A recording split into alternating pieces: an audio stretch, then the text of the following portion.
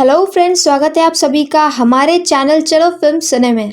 आज हम एक्सप्लेन करने जा रहे हैं एक बहुत ही अच्छी हाइस्ट मूवी स्टोलन को। और अगर आपको एनिमेटेड मूवी का एक्सप्लेन सुनना पसंद है तो मेरा एक दूसरा चैनल है चलो फिल्म सिने एनिमेटेड एक्सप्लेन, तो एक बार मेरे उस चैनल को विजिट कीजिए और अगर आपको पसंद आता है तो फिर सब्सक्राइब भी कीजिए, जिसका लिंक मैंने आई बटन, डिस्क्रिप्शन और कमेंट सेक्शन में दे दिया है। तो let's roll up the intro और चलो फिल्म सिने। मूवी की स्टार्टिंग में हम व्यूवर्स एफबीआई को देखते हैं, जो यहाँ पर अपने एक अंडरकवर मिशन पे होते हैं, जहाँ पर उन्होंने एक चोरों की टीम के ऊपर नज़र गड़ा कर रखी होती है। वो उसके हर मूवमेंट पर नज़र रख रहे होते हैं और साथ में ही उनकी सारी बातें भी सुन रहे होते हैं। इस चोरी करने वाली टीम का लीडर होता है विल, और ये टीम काफ़ी वक्त से कई जगह पे चोरियाँ कर रही होती है।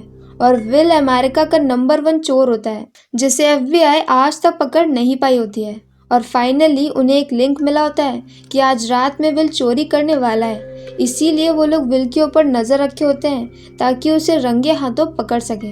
अब नेक्स्ट सीन में हम विल को देखते हैं, जो कि आराम से एक वैन में बैठा होता है और अपना फेवरेट सॉन्ग सुन रहा होता है।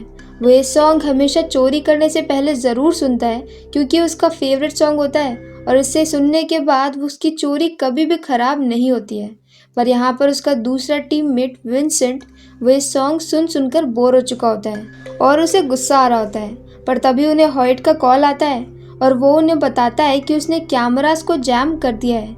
हॉयट भी उनका टीम मेंबर होता है, जिसका काम था कि वो सभी कैमरास को बंद कर दे ताकि वो लोग आसानी से अंदर जा सके। जैसे उन्हें पता चलता है वैसे ही विल और विंसेंट एक टॉय शॉप के अंदर चले जाते हैं। टॉय शॉप के अंदर जाकर वो वहाँ की एक वॉल को देखते हैं और फिर उसे ब्लास्ट करके तोड़ देते हैं।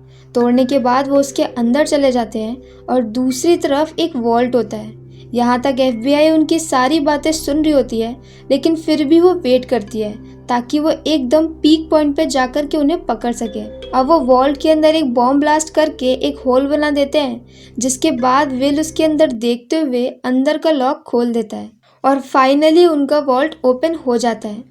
अब इस पॉइंट पे एफबीआई भी उनके पीछे निकल जाती है और उन्हें पकड़ने के लिए उसी ज्वेलरी शॉप के अंदर जाने लगती है, जिस ज्वेलरी शॉप के ऊपर विल और उसके साथी काफ़ी दिन से नज़र रखे हुए थे। पर जब वो लोग अंदर पहुंचते हैं तब उन्हें पता चलता है कि वहाँ पर तो कोई भी चोरी नहीं हो रही है और अब वो लोग जल्दी से भाग करके उस टॉय शॉप के अंदर चले जाते हैं। दूसरी तरफ विल और विंसेंट अंदर जाते हैं, जहाँ पर बहुत सारे पैसे रखे होते हैं, साथ ही में एक तरफ काफ़ी ज़्यादा सोना रखा होता है। उस सोने को देखकर विंसेंट फिसल जाता है और उसका मन होता है कि वो सारा सोना उठा ले, पर तब विल उसे बोलता है कि सोने का वेट इतना ज़्यादा है कि वो लोग सोना लेकर के नहीं जा सकते। और इसके बाद वो लालच ना करते हुए बस वहाँ पर रखे हुए पैसे एक बैग में भरता है और वहाँ से वो लोग निकलने लगते हैं। अब तक एफबीआई की इस टीम को लीड करने वाले टिम को ये समझ में आ चुका होता है कि विल ने उसका बेवकूफ़ बना दिया है और वो लोग उसे धोखा दे रहे थे और ये शो कर रहे थे कि वो लोग ज्वेलरी शॉप में चोरी करने वाले हैं। असल में वो लोग उसी टॉय शॉप की दूसरी तरफ से जुड़ी हुई बैंक के अंदर चोरी कर रहे होते हैं।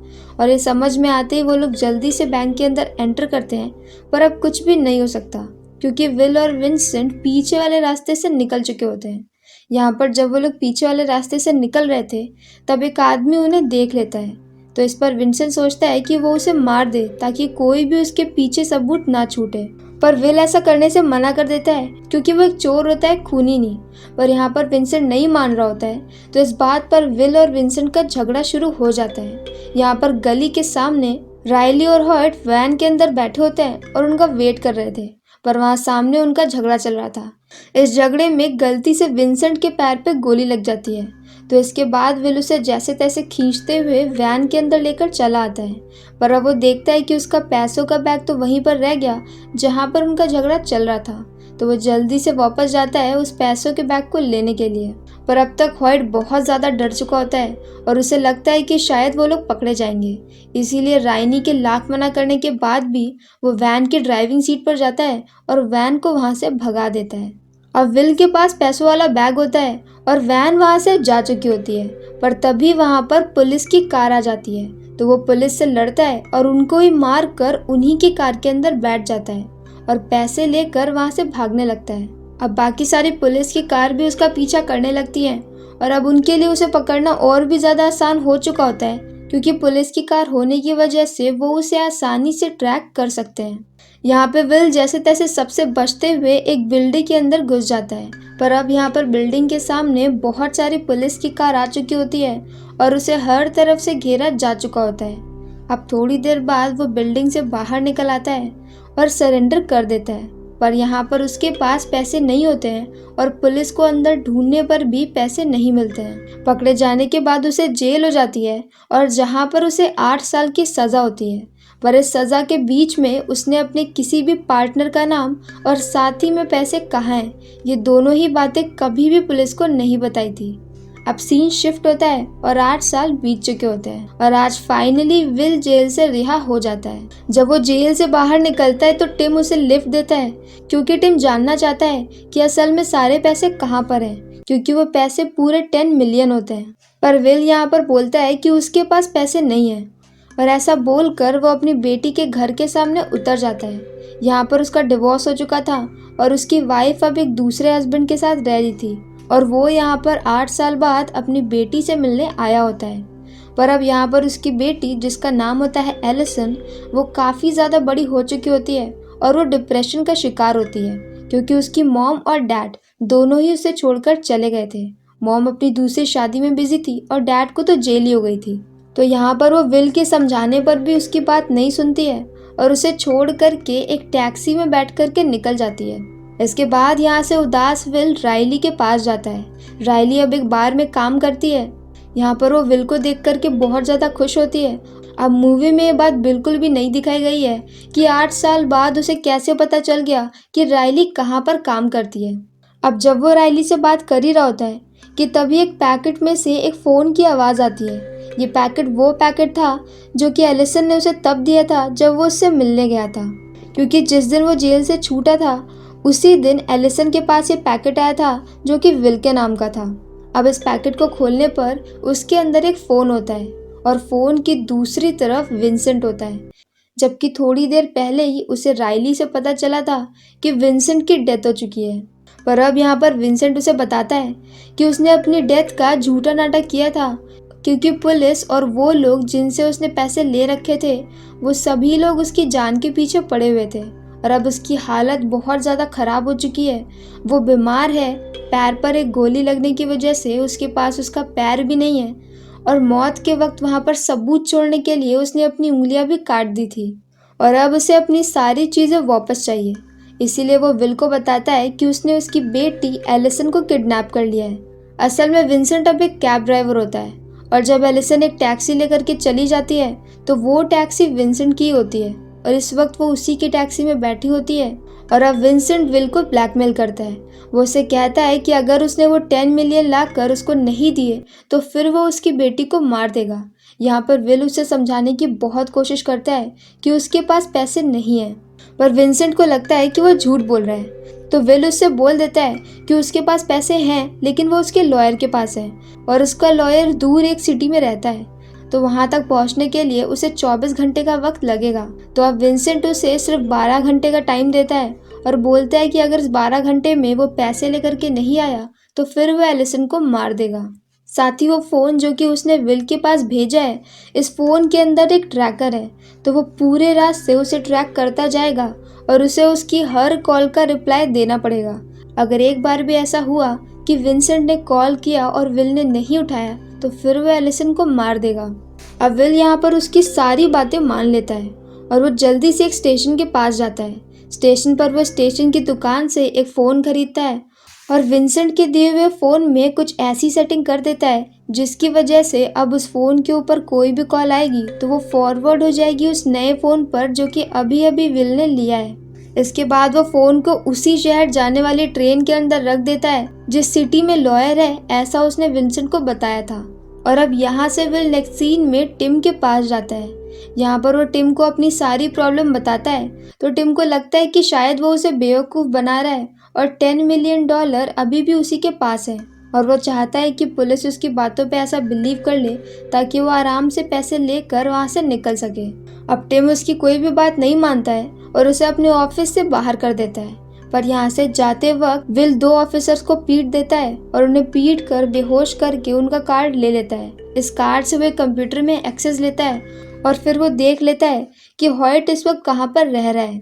दूसरी तरफ टिम को ये सारी बात पता चल जाती है कि उसने कार्ड चुरा कर उनके कंप्यूटर में एक्सेस लिया है और वहाँ से हॉयट के घर का पता निकाला है। टिम को उसकी बातों पर बिल्कुल भी बिलीव नहीं हो रहा था क्योंकि उनके अकॉर्डिंग विंसेंट मर चुका है, पर फिर भी वो एक बार फिर से विल के पीछे लग जाते हैं और वो पुलिस को भेज देते हैं हॉयट के घर पर। दूसरी तरफ जब हॉयट अपने घर पर आता है तो अंदर पहले से ही विल मौजूद होता है। यहाँ पर विल उससे पूछता है कि विंसेंट कहाँ पर है। शुरू में तो हॉयट उसे कुछ भी नहीं बताता है, पर बाद में थोड़ी सी पीठ पूजा के बाद वो उसे बता देता है। वो बता देता है कि विंसेंट अभी भी जिंदा है और अब वो पहले से बहुत ज़्यादा बदल चुका है, क्योंकि उस दिन जब उसे गोली लगी थी और विल पकड़ा गया था, उस दिन के बाद उन सभी की ज़िंदगी बर्बाद हो गई थी। उन्होंने चोरी करने की कोशिश करी पर कुछ खास काम बना नहीं, और विंसेंट इस हर चीज़ का जिम्मेदार विल को समझता है। और विंसेंट ने उसे काम दिया था कि वो पैकेट ले जाकर के एलिसन को दे दे, और वो एलिसन को किडनैप करके अपनी कार में लेकर के घूम रहा है ताकि कभी भी वो उसे ट्रेस ना कर पाए, और वो पूरे शहर में अपनी कैब दौड़ा रहा है। पर इसके बाद मौका पाकर हॉयट विल के ऊपर अटैक करता है और इसके बाद उन दोनों की फाइट शुरू हो जाती है। पर अब तक सामने यहाँ पर FBI आ चुकी होती है और वो हॉयट को शूट करके मार देती है। मौका पाकर विल बालकनी से कूदकर वहाँ से भाग जाता है और वो भाग करके एक परेड में शामिल हो जाता है। अब नेक्स्ट सीन में हम देखते हैं कि विंसेंट अपनी कैब को लेकर यूं ही शहर में भटक रहा होता है कि तभी उसके पीछे एक पुलिस वाला लग जाता है और वो उसे रोक लेता है। असल में विंसेंट की कैब की एक लाइट नहीं जल रही थी, जो कि डिग्गी के अंदर पड़ी एलिसन ने ही हटा दी थी। अब वो पुलिस ऑफिसर उससे बोलता है कि वो जल्दी ही अपनी लाइट को ठीक करा ले, पर जब वो ऑफिसर जाने लगता है तो डिग्गी के अंदर बंद एलिसन अंदर से आवाज़ कर रही होती है। यह आवाज़ सुनकर वो ऑफिसर बोलता है कि डिग्गी को ओपन करो, पर यहाँ पर विंसेंट डिग्गी को ओपन करने का नाटक करते हुए गन से उसी ऑफिसर को शूट कर देता है और उसे मार देता है। पर जब वो पीछे देखता है तो वो देखता है कि एलिसन भाग रही होती है, क्योंकि उसे डिग्गी से निकलने का मौका मिल जाता है। पर एलिसन यहाँ पर ज़्यादा देर तक भाग नहीं पाती है। वो भागते भागते एक डेड एंड पे पहुँच जाती है, जहाँ पर विंसेंट उसे एक बार फिर से पकड़ लेता है और एक बार फिर से उसे बेहोश कर देता है। यहाँ पर उसे एक कैब दिखती है। ये कैब बिल्कुल वैसी होती है जैसी कैब में एलिसन बैठ करके गई थी, और ये चीज़ विल को याद थी, तो वो उसे कैब ड्राइवर को गन पॉइंट पर ले लेता है। यहाँ पर वो देखता है कि हर कैब को ट्रैक किया जा सकता है, क्योंकि हर कैब के अंदर एक GPS फिट होता है। तो वो कहता है कि वो अपने ओनर को कॉल करे और पता करे एक ऐसी कैब के बारे में जिसके ड्राइवर का एक पैर नकली है और कुछ उंगलियां भी नहीं है।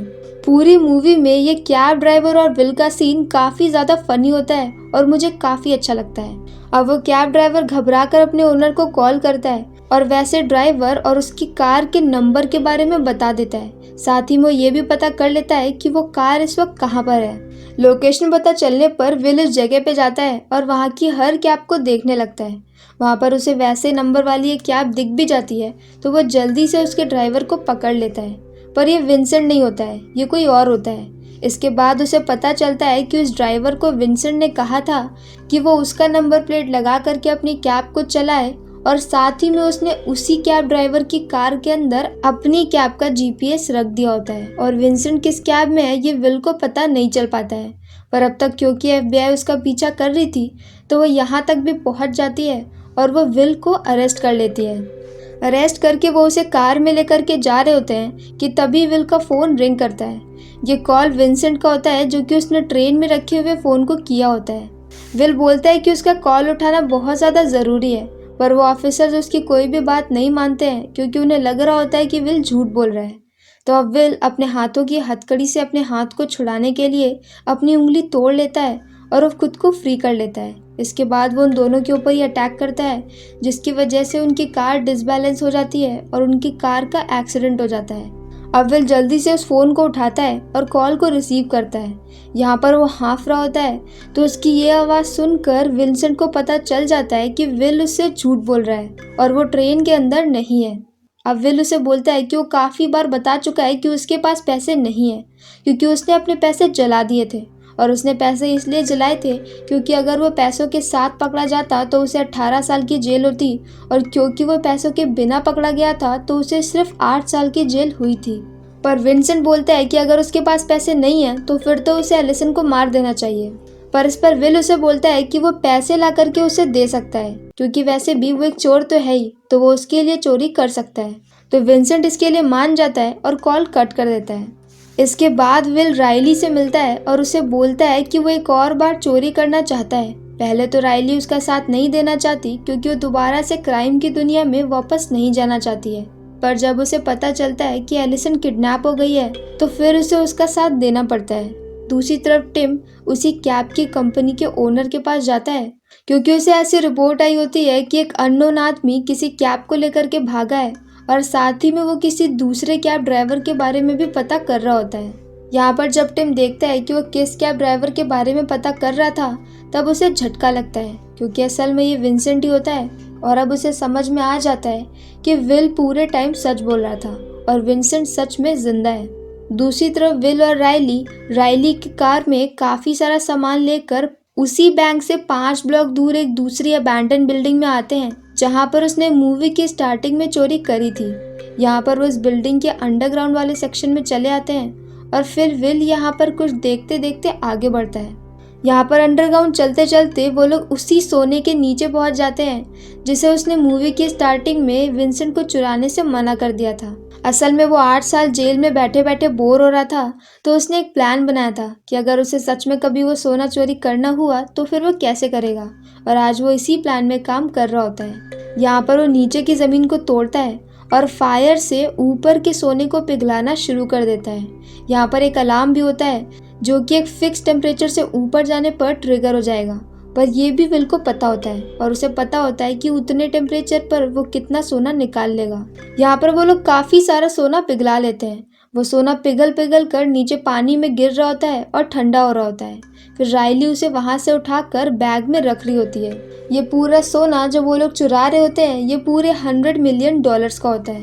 अब टेम्परेचर जैसे ऊपर चढ़ता है और बैंक वाले जल्दी से पुलिस और फायर ब्रिगेड दोनों को ही कॉल कर देते हैं। दूसरी तरफ टिम को जब पता चलता है कि उसी बैंक में अलार्म ट्रिगर हुआ है जिसमें मूवी की स्टार्टिंग में विल ने चोरी की थी, तो टिम समझ जाता है कि विल एक बार फिर से वहां पर चोरी कर रहा है।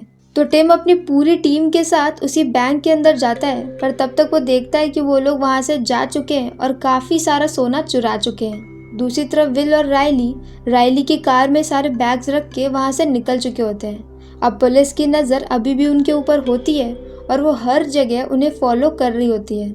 पर एक बार फिर से टिम को यहाँ पर हीरो बनना था, तो वो कह देता है कि हम उन्हें अभी नहीं पकड़ेंगे, हम उन्हें एक बार फिर से रंगे हाथों पकड़ेंगे और अभी हम उनका सिर्फ पीछा करेंगे। और जब थोड़ी देर बाद वो ऑर्डर दे देता है कि अब वो लोग उन्हें पकड़ सकते हैं, तो वो लोग राइली की कार को रोक देते हैं। और अब उन्हें समझ में आता है कि राइली की कार में विल नहीं बल्कि विल का एक पुतला रखा हुआ था, और विल तो दूसरी कार से वहां से बहुत पहले निकल चुका है।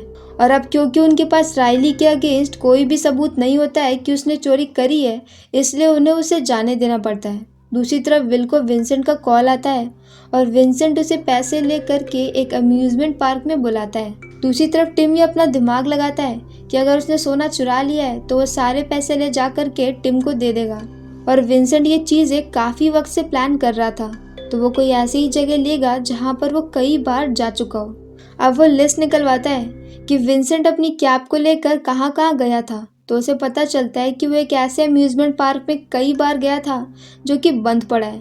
अब क्योंकि वो बंद है तो वहाँ पर कोई पैसेंजर तो जाएगा नहीं, तो टिम समझ जाता है कि विंसेंट वहीं पर है और वो लोग उसे अम्यूजमेंट पार्क के लिए निकल जाते हैं। अब नेक्स्ट सीन में हम देखते हैं कि विल और विंसेंट आमने सामने होते हैं। विल यहाँ पर सोने वाला बैग ला करके विंसेंट को दे देता है, पर अब भी विंसेंट उसे उसकी बेटी वापस नहीं करता है जो कि उसी की कार की डिग्गी में रखी होती है, क्योंकि विंसेंट को ऐसा लगता है कि विल की वजह से उसकी ज़िंदगी के कई साल बर्बाद हो गए और अब इसलिए वो भी विल को बर्बाद करना चाहता है। और विल अपनी बेटी से बहुत प्यार करता है, तो अब उसका प्लान होता है कि वो एलिसन को मार देगा और इसके साथ ही वो तेल ज़मीन पे गिरा देता है और उसने कार के ऊपर पहले से ही तेल डाल के रखा होता है।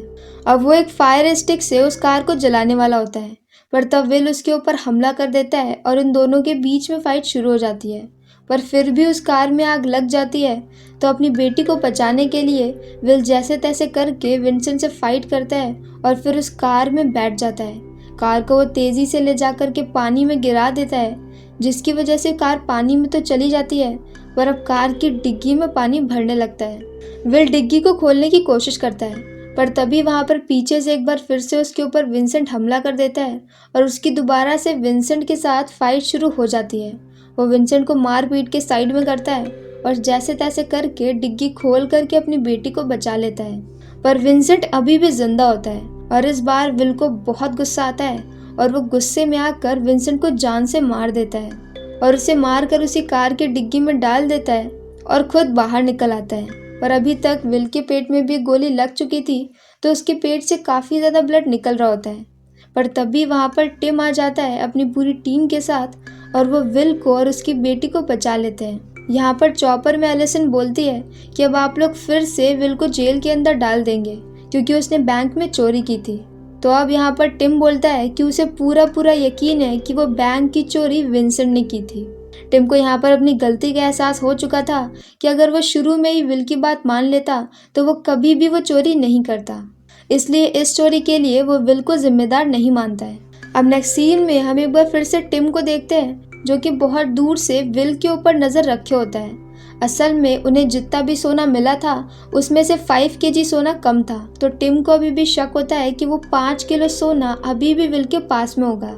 और दूसरी तरफ हम विल को देखते हैं जो कि एलिसन और राइली के साथ आराम से अपना दिन एंजॉय कर रहा होता है। यहाँ पर उसे राइली की कार के अंदर वही सोने का टुकड़ा मिल जाता है जो कि उसने जानबूझकर नहीं रखा था। अब वो सोने को लेकर के आता है और वो राइली से बात करने लगता है। दूर से सारा सब कुछ टिम देख रहा होता है।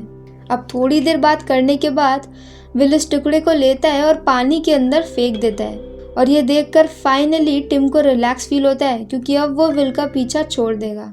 पर मूवी के लास्ट सीन में हम देखते हैं कि वो सोने का टुकड़ा उसी टेबल के ऊपर रखा होता है और विल ने जो पानी में फेंका था वो ऐसे ही एक नारियल का टुकड़ा होता है और वो सोने का टुकड़ा जो विल के पास है उसकी प्राइस होती है $2 मिलियन। और इसी के साथ ये फिल्म यहीं पर ख़त्म हो जाती है। तो अगर आपको हमारा एक्सप्लेन पसंद आया हो तो प्लीज़ हमारी वीडियो को लाइक करें, शेयर करें और हमारे चैनल को सब्सक्राइब करें। और एक बार फिर से अगर आपको एनिमेटेड मूवीज़ पसंद है तो प्लीज़ मेरे चैनल को विजिट कीजिए और सब्सक्राइब कीजिए। तो मिलते हैं नेक्स्ट वीडियो के साथ। Bye bye.